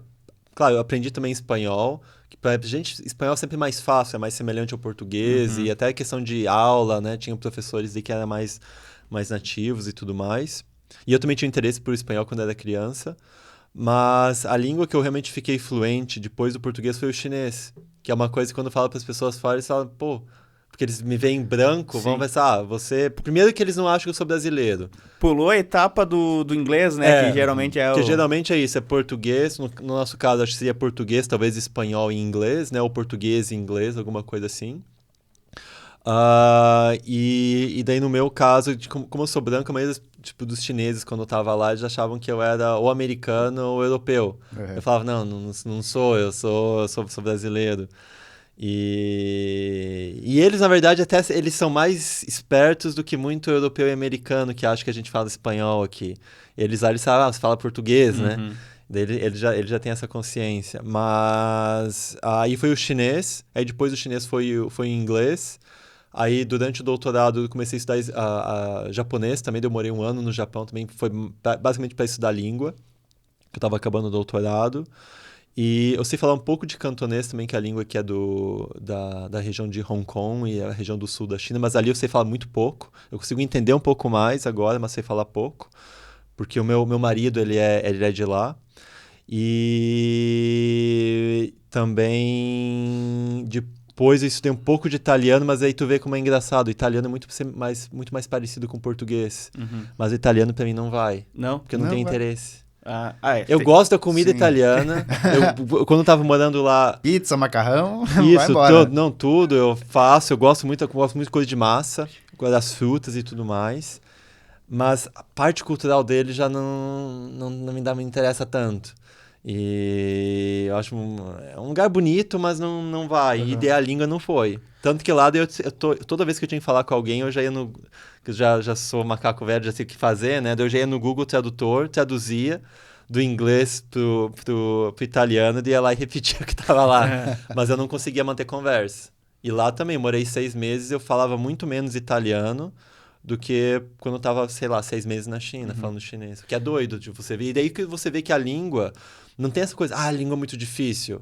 Eu acho que é muito mais, tipo, do teu interesse. Qual língua que você tem mais interesse, que é aquilo lá que você vai se dedicar. E aí você não vai ver como uma coisa cansativa. Italiano eu via como... Eu comecei italiano quando estava no doutorado, estava na Inglaterra. Uma turma pequena, tinha uns 10 alunos. Mas eu era o único que, tipo, era descendente de italiano e falava português. Os outros lá era inglês. Era britânico, tinha um japonês. Então, para eles, coisas que pra gente é muito mais fácil de entender... Pra eles já não conseguiam entender. Então foi ali que eu vi que, putz, ter aula em sala de aula eu fico muito pra trás. Porque tipo, já tinha áudio que a gente tinha que ouvir pra responder essa questão da professora, tudo em italiano. E eu no primeiro já conseguia pegar, porque é parecido com o português, né? Não porque o meu italiano era bom, ali eu falava, olha, eu consigo porque é língua latina também e é semelhante. Sim. E daí ele já tinha que 3 vezes, 4 vezes, ainda não ia. Coisa de tempo verbal que pra gente é vários, né? Pra eles já não tem, eles é passado, presente, o passado, acho, particípio e tal, e a gente aqui tem 9, né? Chinês é a mesma coisa, chinês ali eles não tem tempo verbal, é tudo pelo contexto, você fala do futuro, passado, tudo pelo contexto. Então... Eu acho que o português, assim, você pode dar a resposta com muito mais propriedade, mas é uma das línguas do universo, do mundo, mais difíceis, né? Não mais difícil, mas mais cheia de regras, né? Cheia de... Essas línguas latinas, tipo português, francês, italiano, pra gente que é nativo, pra aprender, sei lá, espanhol, não é tão difícil. Você vai aprender francês, italiano, se você tem um pouco de interesse, tem muita coisa semelhante, mas se você vem de fora, é muito complicado. Tanto que a gente mesmo, né? A gente não fala... Não fala. Ou fala o português que a gente... A língua culta, né? Não fala... Acho que se a gente vê alguém falando a língua culta, parece uma coisa muito... meio arrogante, robótica, né? Fica robótico, né? Um negócio talvez coisa engessado, né? Isso, acho que até em novela, acho que aparece mais quando aquelas novelas de época, né? Tipo, sei lá, da década de 50, que eles falam português, que a gente já vê em português estranho aquele, né? Então tem muito disso. Sim. Você falou que dessa similaridade das línguas, né? Português, espanhol, o próprio italiano que disse que percebeu semelhanças. E no caso das línguas orientais, elas têm similaridade ou são universos distintos? Então, o chinês, que a China sempre foi um território ali, antes era um império e tal, hoje um país, né, que sempre dominou muito. Ele tem uma influência cultural muito forte na Ásia toda ali, né? Então, por exemplo, o japonês, a parte escrita do japonês, muita coisa veio da China.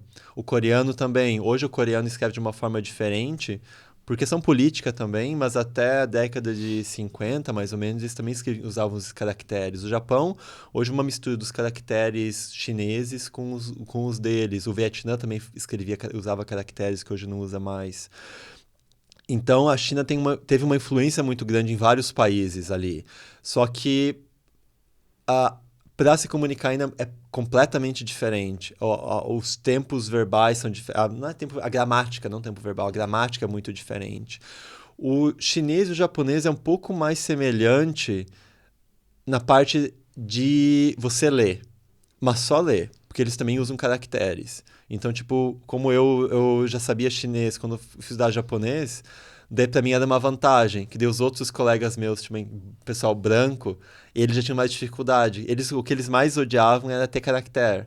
Pra mim já é o contrário, você tem um caractere, pra mim é a maravilha, que eu já sei o que é. Facilita muito, muito, que daí eu posso não saber ler o caractere, a pronúncia, mas eu sei o significado. Daí pra eles era mais difícil. Então e no chinês, que a gente fala, a língua chinesa, é como se o chinês tivesse aqui em cima, fosse uma árvore, e o mandarim é uma das línguas. O cantonês, que é do sul da China, numa região ali de Hong Kong, Macau também é uma outra. Aí Taiwan, eles têm também 5 línguas diferentes. E cada região da China é gigante, cada região da China vai falar uma língua diferente. São todos chinês, só que são que eles chamam de dialetos, ou até línguas também, mas são todos derivados. Eles têm uma família, é uma mesma família, só que bem diferente. Uhum. Bem diferente. Então, a parte de se comunicar mesmo, você não consegue. Por exemplo, em Hong Kong, que a língua materna deles, a língua oficial é o cantonês. Se eles usam cantonês para falar com alguém que é de Shanghai ou de Pequim, que é a capital... Não consegue Não, se não comunicar. não consegue. Então, para ver a diferença, que consegue se você ler, se escrever, sim. Uhum. Mas se for falar, não tem como. E como que é a relação? Existe muita troca? Ou as culturas acabam sendo bem locais, assim? Então, você vai de um lugar para outro justamente por conta da língua, né? Ser um limitador? Então, antigamente sim, até mais ou menos a década de 50, tinha muito disso. Eles tinham mais ou menos uma língua padrão que falavam na China toda, só que era uma coisa que era muito mais uma coisa da elite. Então, se você faz parte do governo, você vai ter que falar mais ou menos aquela língua para se comunicar com as outras pessoas do governo. Mas antigamente, coisa de transporte era muito difícil. Tipo, o Brasil ainda tem muita região plana e tudo mais. A China é muita montanha. Então, para você ir de uma vila para outra, uma cidade para outra, é muito difícil. Então, não tinha tanta comunicação. E aí foi mais ou menos na segunda metade do século XX que daí começou a ter mais comunicação e o governo quis impor uma língua. Olha, vai ter que ter uma língua padrão, porque senão isso aqui não vai ser um país só, né? Tipo, é um monte de país pequeno ali que ninguém consegue se comunicar. Então, daí teve isso. Mas hoje em dia, a não ser que seja uma pessoa muito velha e que mora no interior, senão todo mundo vai conseguir falar já o mandarim. Mandarim. Isso. Que até é uma questão política para eles, porque, por exemplo, uns amigos meus que têm mais ou menos a minha idade, eles eram da região de Shanghai. Então, lá eles falavam a língua de Shanghai. E não só a língua de Shanghai, mas a língua do bairro deles de Shanghai, que também muda dependendo do bairro. E quando eles eram crianças na escola, eles eram proibidos de falar a língua de Shanghai na escola, só podiam falar o mandarim. E daí eles falavam que o professor batia e tal. Então, o que aconteceu é que essa geração mais nova não sabe mais falar o dialeto. É só a geração mais velha que consegue falar. Então, é sempre questão política. Por exemplo, Hong Kong, a língua oficial é o cantonês, mas a China é muito grande e a China tem uma influência muito grande em Hong Kong também. E lá já começou também que o mandarim é muito mais... Tá começando a ficar mais forte do que o cantonês. E para ele já vem essa coisa do orgulho também, né? Que, pô, é nossa língua e não tão... Criança não consegue mais falar a nossa língua, né? Tanto que quando eu moro lá, né? Quando eu tô lá, eu não consigo falar muito cantonês. Eu falo mandarim, mas eu me sinto mal. Porque eu fico assim, putz, eu já sou parte desse daí que tá tirando, tipo, a língua deles também. Sim. E é uma língua muito bonita. O mandarim é uma língua muito mais recente, tem mais ou menos 200 anos. Mas o cantonês é de todas as línguas chinesas, é a mais antiga. Então a língua deles tem um som diferente, os tons são diferentes. É mais rica, né? É muito mais rica e tem vários sons que eles reproduzem o som de pássaro também. Olha só. Então é uma língua muito bonita, muito bonita. Mas como eu tô sempre viajando de um lugar para outro, se eu um dia eu quero morar lá mais definitivamente, né, mais permanente, se um dia eu ficar lá, eu quero aprender bem. Mas agora para mim fica muito difícil, porque estou sempre me mudando de um lugar para outro. Uhum. Pois é, hoje você falou, né? Você mora, a tua residência, se você for colocar lá para receber uma entrega, é Hong tudo Kong. Hong Kong. Isso, é tudo Hong Kong, né? Isso. Mas você viaja, né, cara? Você é muito itinerante, né? Você tá Sim. cada pouco em um lugar, num país, enfim. Sim. E o teu trabalho de momento é pesquisa, né? Isso. Mas fala um pouco mais, Luiz, que tipo de pesquisa que como é que é a tua rotina, a tua dinâmica de serviço, de trabalho? Sim, então, eu desde a da graduação na UFSC, eu já tinha interesse por história da medicina, história da saúde, que é basicamente como que as pessoas interpretam, né, o corpo humano, como que interpretam saúde de diferentes formas, coisas de os remédios que usam, que não só remédio de farmácia, mas formas de você se manter saudável, né? Então esse foi sempre meu interesse.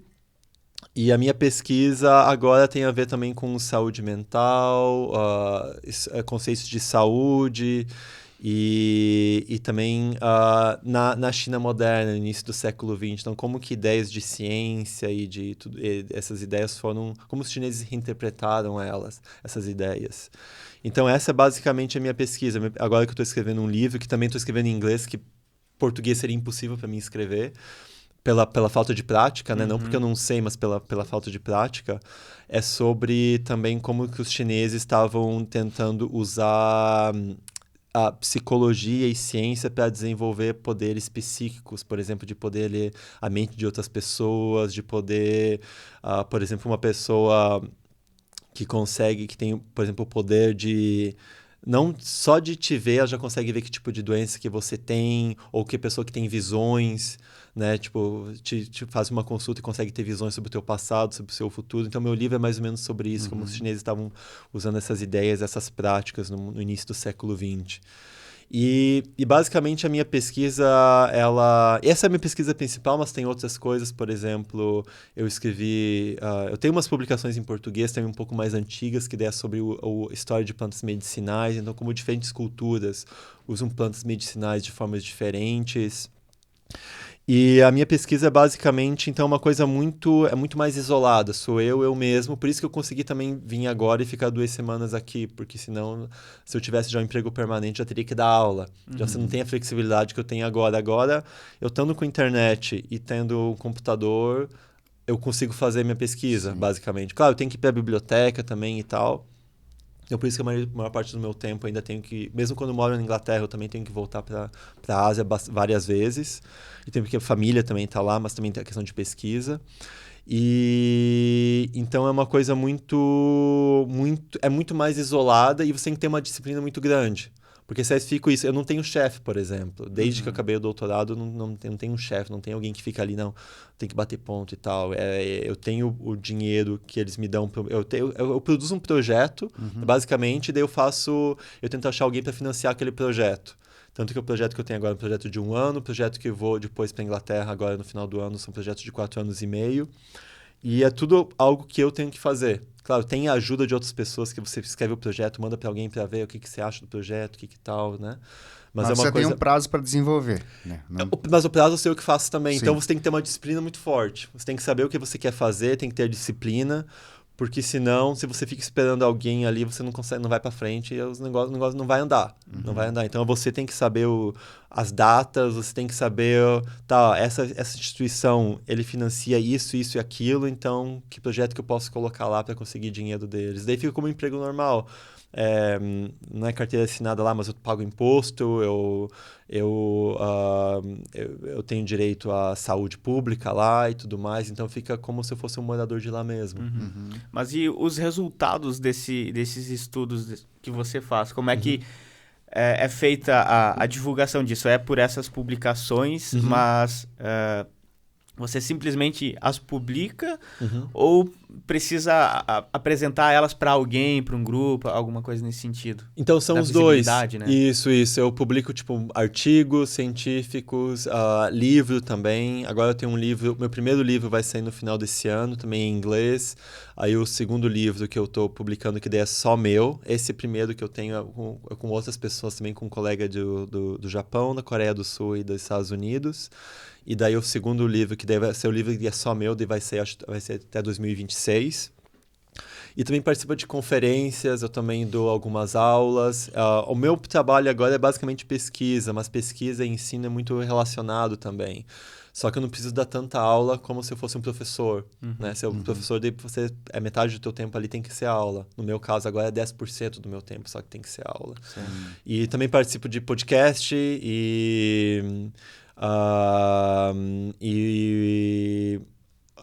eu também gosto de mexer com coisas mais de tecnologia, então também eu tenho um site, e daí no meu site também eu divulgo esse meu trabalho. Então tem diferentes formas, mas a forma mais tradicional ainda é você escrever livro, na minha área de história, escrever livro, escrever artigo. Então você está na docência ainda? Sim. 10%. Isso. E acontece lá na China mesmo? Não, o meu emprego agora é na Escócia. Então, o projeto, todo o dinheiro que eu recebo vem da Escócia, então é tudo Libra, não é o Yuan, que é a moeda da China. E daí esse projeto agora são 6 meses lá e 6 meses na China, em Shanghai, de novo. Mas uma outra universidade, não a universidade que eu estava, mas é uma outra região. E aí eu consegui um outro financiamento que vem dos Estados Unidos, aí esse é para a Universidade de Cambridge, na Inglaterra, e mais um outro financiamento que daí é da Inglaterra, que são 3 anos e meio, que também é na mesma universidade. Então, por isso que lá eu vou ficar, 4 anos e meio, 5 anos. Mas o objetivo de todos os financiamentos é basicamente eu conseguir escrever um livro, porque escrevendo um livro e publicando mais, aí eu tenho mais chance de ter um emprego permanente. Que todos os projetos que eu tenho agora é algo... temporário. É temporário. Sim. É algo que é bom, porque me dá muita flexibilidade, o salário também é bom, mas é algo que você não é a longo prazo. Sim. Então, projetos de longo prazo, se você tem um projeto que é de 5 anos, já não consigo fazer. Se é projeto com outras pessoas, também fica mais difícil para ter financiamento. Então, agora o projeto é tudo muito individual meu.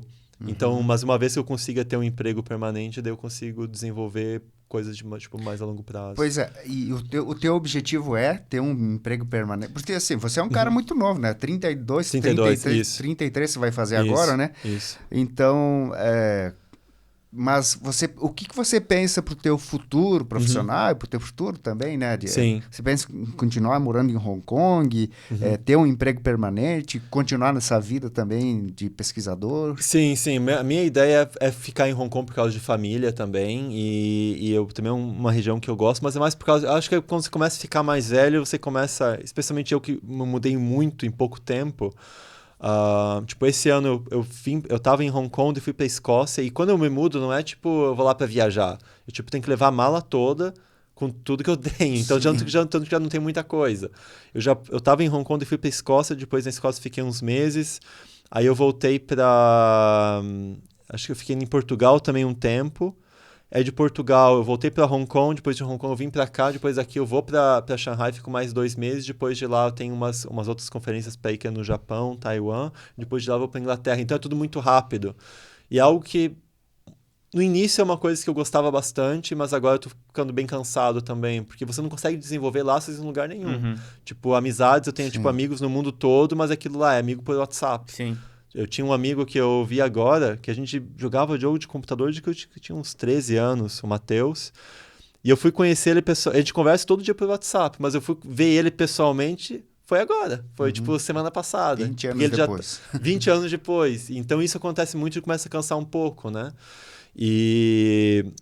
Então, meu objetivo é fazer isso, é continuar fazendo pesquisa também, mas é dar aula, mas ter uma coisa um pouco mais permanente que eu consiga, pelo menos, ter uma vida um pouco mais... Para criar umas raízes, né? Criar umas raízes em algum lugar, porque realmente, depois chega um tempo que você começa a cansar muito. E essa que é a maior dificuldade que eu tenho agora, porque quando eu tenho que pensar já em viajar, eu já começo a ficar muito irritado. Tipo, se eu sei que eu vou viajar... Agora aqui é tranquilo, porque aqui eu vou sair de Chapecó e ir pra Floripa, eu tenho uns amigos pra ver lá. E eu também tô ansioso pra voltar a trabalhar. Mas pra vir, eu já tava muito mais estressado. Eu já acordo mal, já acordo, tipo, estressado mesmo, tipo, com raiva, tipo, cuspindo fogo, porque eu não quero mais viajar. E, tipo, essa coisa de viagem para turismo é uma coisa que eu já faço muito pouco. Se eu faço viagem já é para trabalho. Então, viagem, ou coisa para mim, para descansar as minhas férias, é ficar num lugar, não é viajar. Para mim, das férias se ele ficar em Hong Kong. Porque o teu trabalho é viagem, né, cara? O trabalho já é viagem. O descanso tem que ficar... Mas você não consegue conciliar nessas viagens de conhecer... Lógico, até faz um pouquinho parte do teu próprio trabalho, né? Mas em algum momento, durante esse período que tá no local para trabalhar, efetivamente, tirar alguns momentos para relaxar ou simplesmente para conhecer, para turistar mesmo? Muito difícil. Não consegue. Não consigo mais. Eu consegui quando eu estava na China. Ali eu fiz... Tanto que eu morei na China por 5 anos e não conheço a capital, que é a coisa que a gente fala da muralha da China, ou a cidade proibida e tudo mais, eu não conheço. Eu vou conhecer agora. Mas lá eu visitei alguns lugares e tal, mas, por exemplo, acho que o exemplo talvez mais gritante é quando eu estava na Escócia. Eu morei lá também 6 meses. Eu basicamente só conheço a região onde eu morava, de lá, da minha casa, do apartamento até a piscina e do apartamento até a universidade. Fora isso, eu não conheço quase nada lá. Eu não fui nem para museu. Até museu é uma coisa que, por ser historiador, que a princípio é para mim gostar, é uma coisa quando eu já não vou mais, que eu acho tudo igual. E eu sei que não é igual, mas é uma coisa que já cansa. Então, tipo, as cidades eu aproveito muito pouco. Quando eu estava na Inglaterra, eu estava morando em Londres, uma região bem central de Londres também, que para visitar seria perfeito. Mas eu conheço basicamente da minha casa até a universidade, ou a região bem central. Fora disso, não conheço mais nada lá. Mas a tua rotina de trabalho, cara, como é que ela é, então? Porque tu disse, né, não tem ninguém ali te cobrando, mas você se faz uma autocobrança. Sim. Mas você estipula horas do dia para trabalhar, e se sim, quanto tempo do teu dia você destina para isso, para o trabalho? Então, essa depende de onde eu tô. Se eu tô, tipo, com família, aí tem que ter horário mesmo, porque senão você não dá conta, né? Então, tipo, aí eu começo a trabalhar, tipo, umas 9 da manhã até as 5 da tarde. Mas eu também não almoço. Desde a pandemia eu parei que eu gosto muito de nadar. E na pandemia a natação minha parou quando estava na Inglaterra. Aí eu pensei, não preciso comer tanto. Então, agora eu só faço, tipo, um café da manhã bem reforçado e janta. Então, daí agora eu acostumei, agora aqui que eu tô comendo, tipo, eu tava com a família, mas se não, se eu tô sozinho, eu não como ao meio-dia. E aí o que eu faço, eu gosto muito de disciplina, de ter rotina. E por isso que viajar pra mim é algo que dificulta, porque toda vez que eu viajo, quebra com a minha rotina. Sai da rotina. E sair da rotina pra mim não é legal, eu não gosto.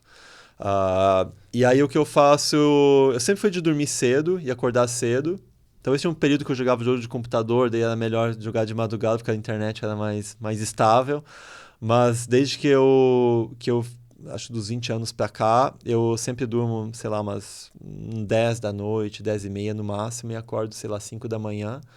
E que eu faço minhas práticas, faço meditação, eu faço natação, tudo de manhã, daí tomo café da manhã, começo a trabalhar e fico trabalhando. Mas eu realmente...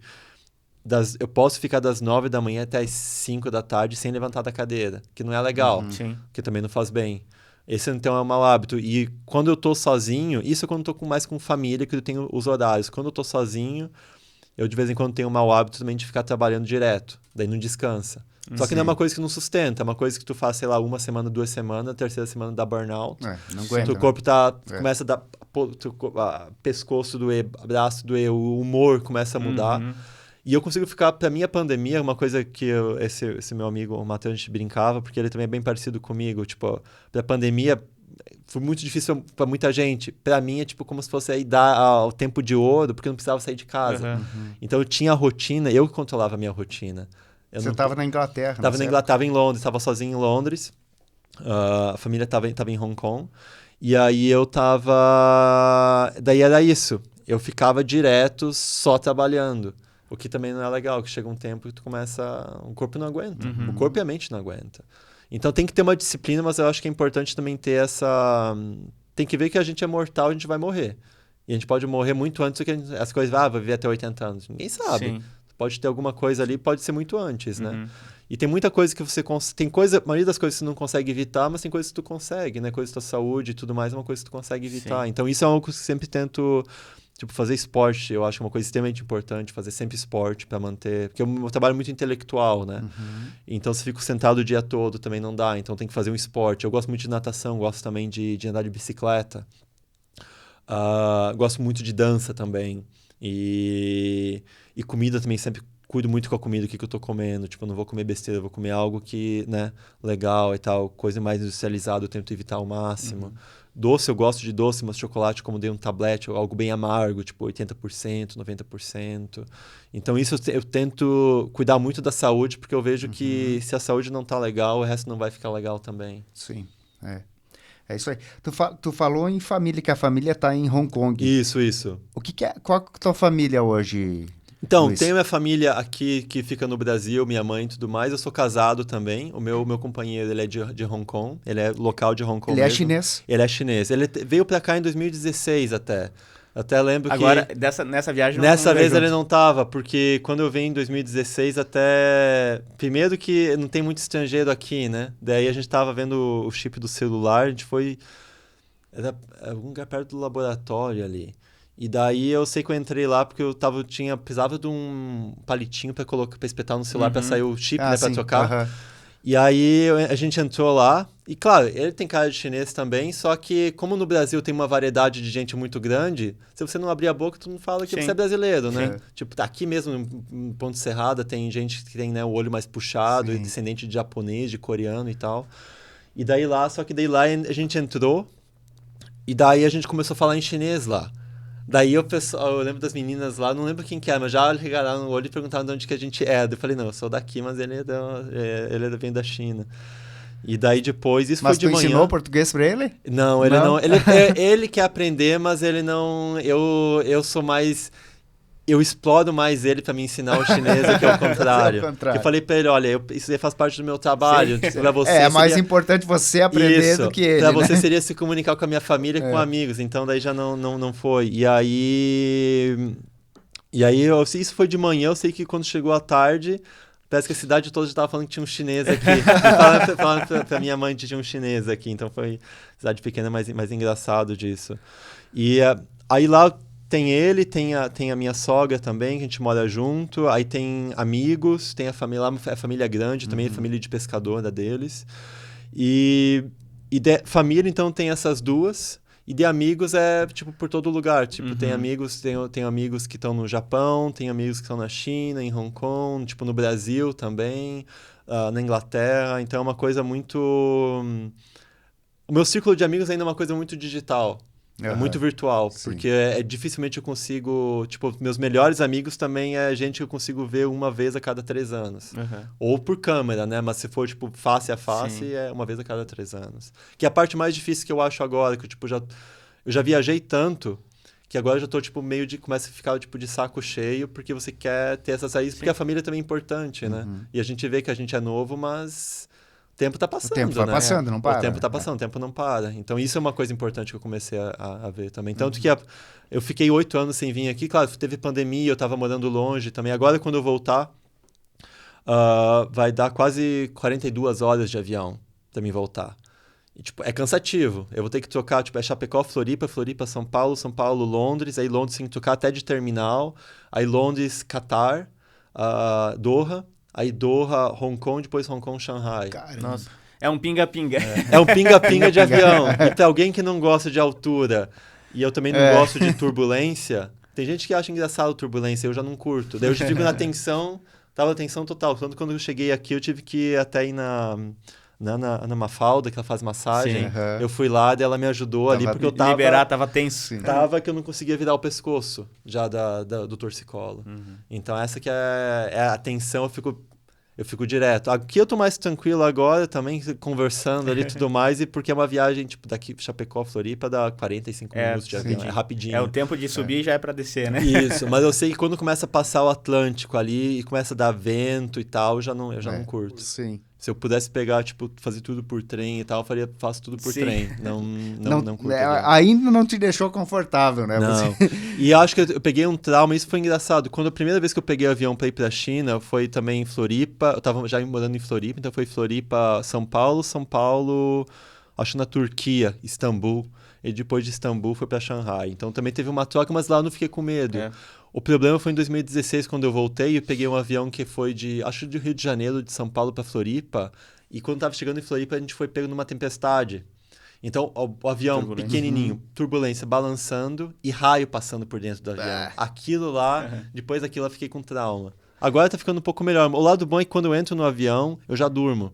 Sem remédio, eu já consigo dormir. Mas tu disse, né, tem o medo da altura e tal, mas você... É aquele medo a ponto de não conseguir olhar pela janela e ver a... Não, isso daí eu já consigo, mas é mais a coisa que eu fico tenso a viagem toda.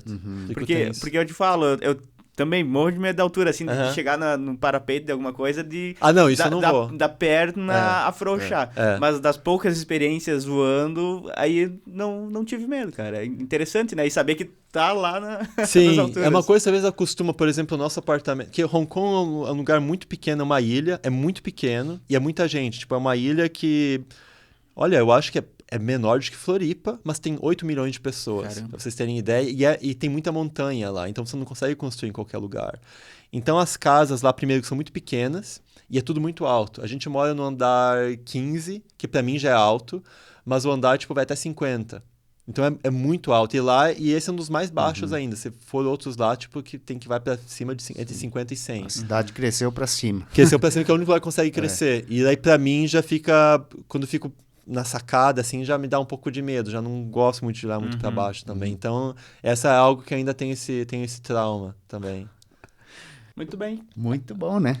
Tem uma outra coisa que não sei se dá de comentar falando coisa do Brasil.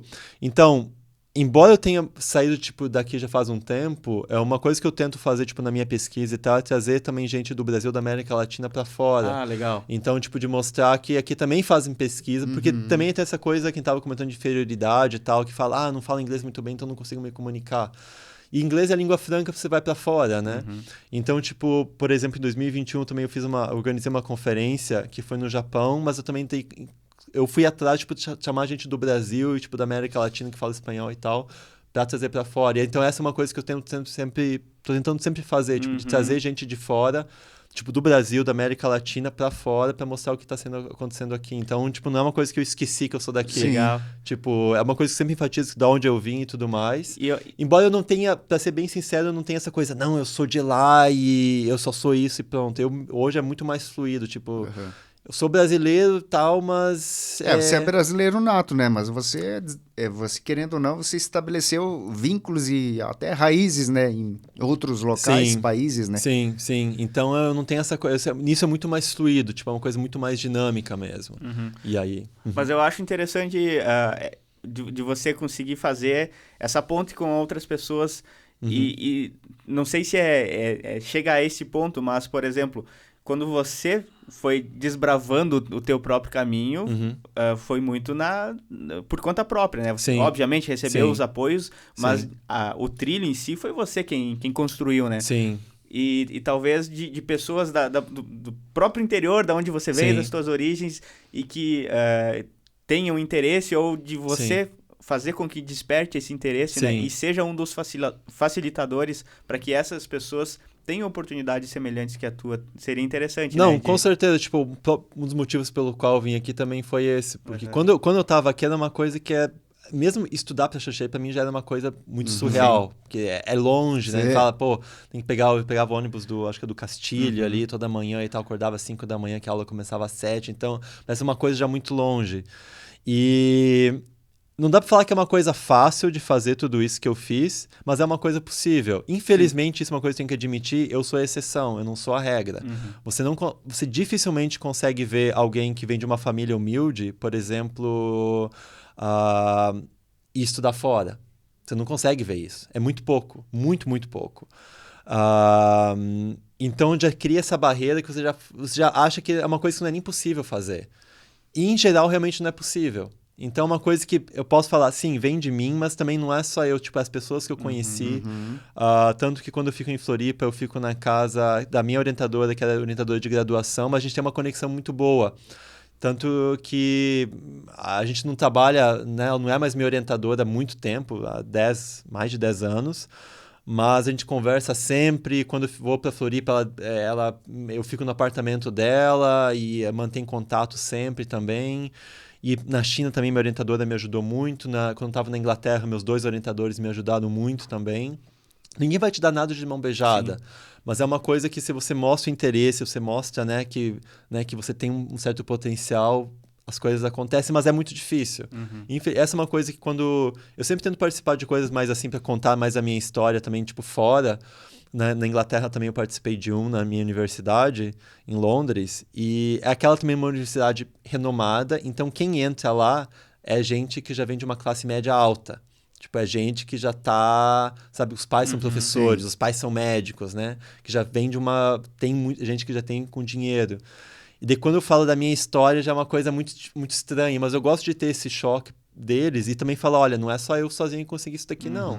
Teve várias coisas ali que ajudaram. Quando eu fui na UFSC, que é um período que eu, no governo ali, foi em 2009, acho que foi no primeiro governo da Dilma, não lembro, e tinha bastante verba para a universidade pública. Então eu tinha 2 bolsas lá. Eu tinha bolsa que era uma bolsa de subsistência, que eu recebia por mês, tinha uma outra bolsa que é um auxílio moradia, e eu ainda comia de graça na universidade, porque eu também, como vinha de família pobre, dava para... eu lembro na época, acho que era R$1,50, mas também, tipo, era família tão humilde para eles que, tipo, ficava de graça.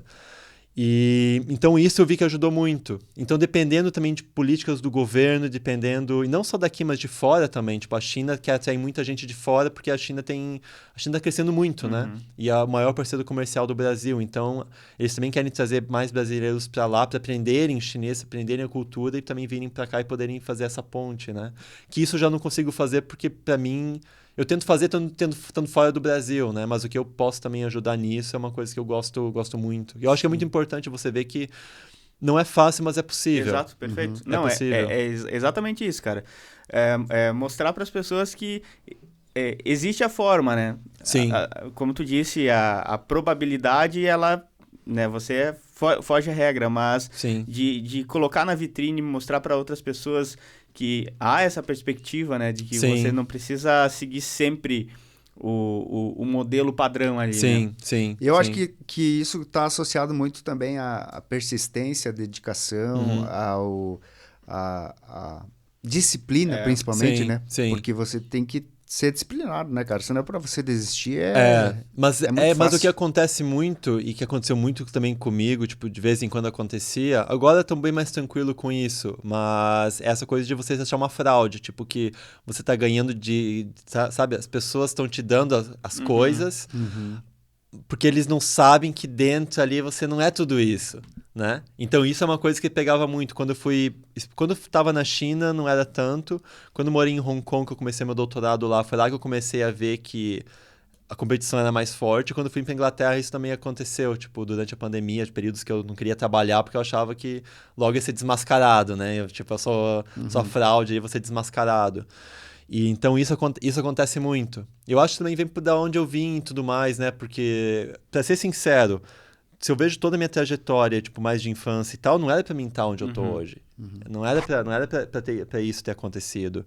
E eu me dou conta disso também porque eu vejo os meus colegas. Eu lembro quando eu tava no doutorado, tipo, tinha, sei lá, os meus colegas falavam, meu avô é embaixador em tal lugar, meu avô é político.